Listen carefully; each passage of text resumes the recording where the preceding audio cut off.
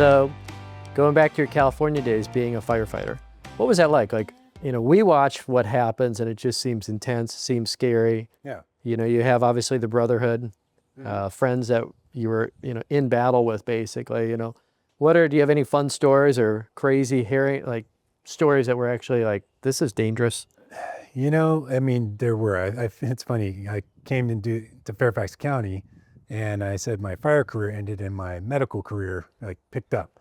In the Forest Service, we were always on fires and we'd go on campaign fires. And so like, I could never plan anything because, at a moment's notice, you might be up for strike team and, find out like, hey, you guys are going to Montana.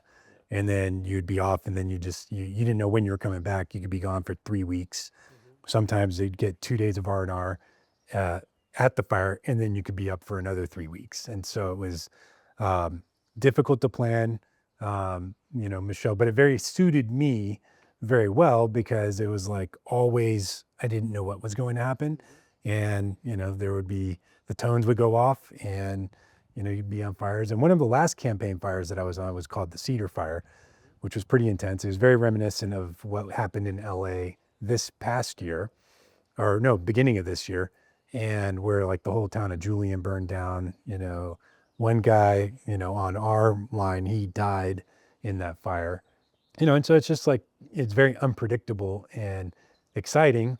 I was like, but it's not terribly conducive to family life. And so I think it was a good experience to be able to do that. I was on the Hotshot crew, Bear Divide, and, tons of fun, but exhausting. And that beats up your body. It's a young man's.